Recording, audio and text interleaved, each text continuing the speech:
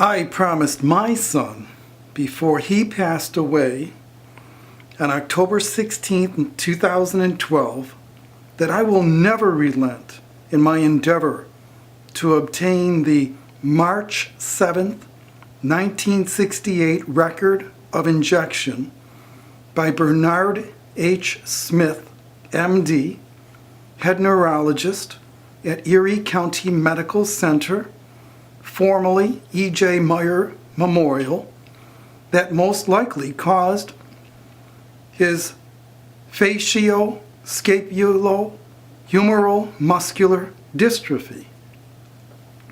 The contents of this injection, ECMC has not yet accounted for, in spite of a court order granted December 21st, 1984, for the complete records.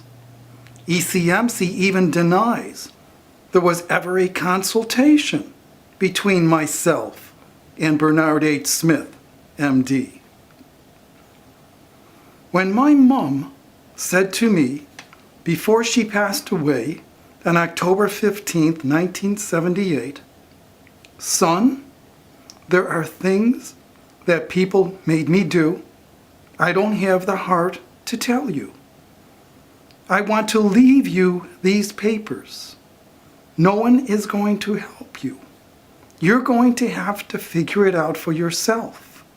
This way, I'll know you'll be all right."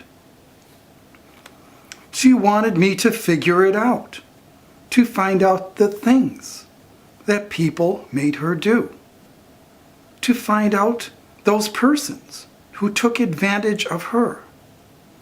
Left it up to me, that's okay, I don't mind.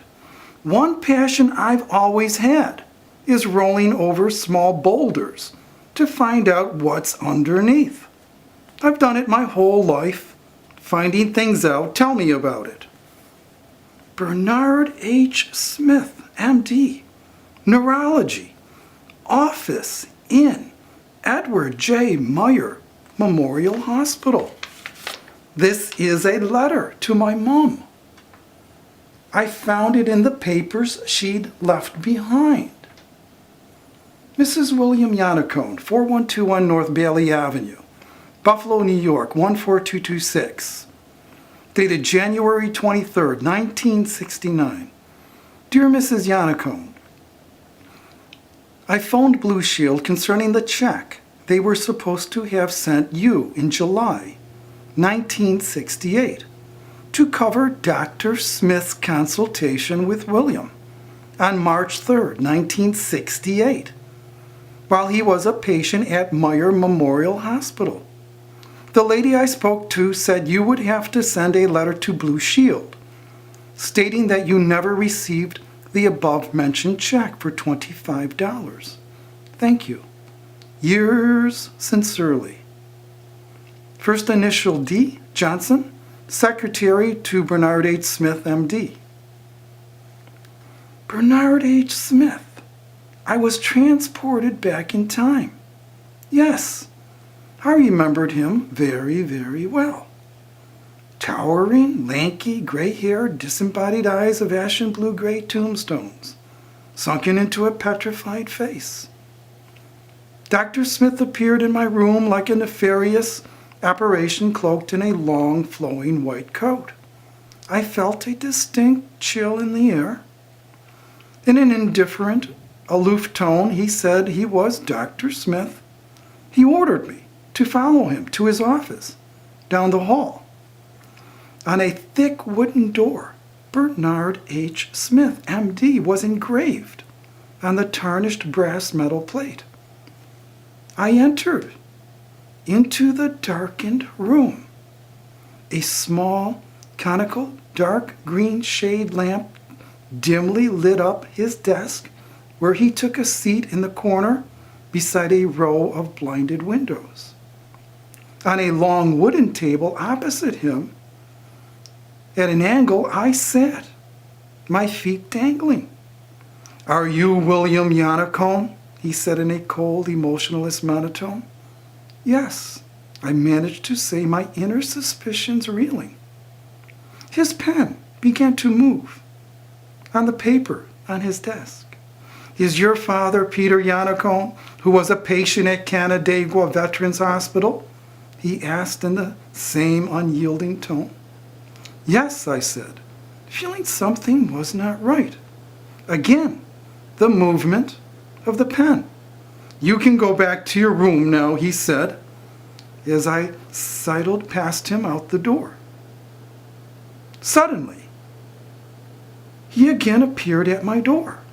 A large syringe emerged from his long white flowing frock, held upright, menacingly in his hand. My eyes locked into his. Time stood still. In my frozen moment of fear, it's as if I felt for a fleeting moment that he recognized me as human. Something flashed over in his eyes, perhaps an inkling of remorse. In an instant, he was over it. I have something for you, he said in a venal timbre, invoking the specter of Mengele on an evil mission. A cold midnight gust of frozen Arctic wind sent shivers through my bones. He lurched towards me in what seemed like lapsed, short, slow-motion spurts. Each snapshot forward a frozen memoir of mind. The needle penetrated my upper left arm. Slowly, the crystal clear blue liquid contained in the wide width, translucent plastic syringe drained into my body. How is this large volume of liquid ever going to fit into my arm? I worried to myself. Almost finished. His words hung like icicles in the frigid air. After the injection, he left fast, looking both ways down each corridor before leaving. Not long afterwards, a young nurse with long brown hair wrapped up under her snow-white nurse's cap entered my room. Who was in here? She asked fretfully. Dr. Smith, I responded. It was then that an older, gray-haired nurse, from what I remember most likely was Ruth F. Krause, re-entered the room. She had just taken a urine sample. She had turned on the water faucet and said ornery, "Watch the water stream, it'll help you go." She was too in a hurry. Who was in here? The younger nurse asked, craning towards the elder nurse.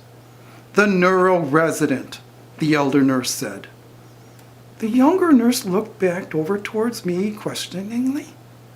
Put down neuro-resident, the elder nurse loudly, warningly, demanding, pointing her finger emphatically. The younger nurse's eyes opened wide at me as she placed her hand over her mouth.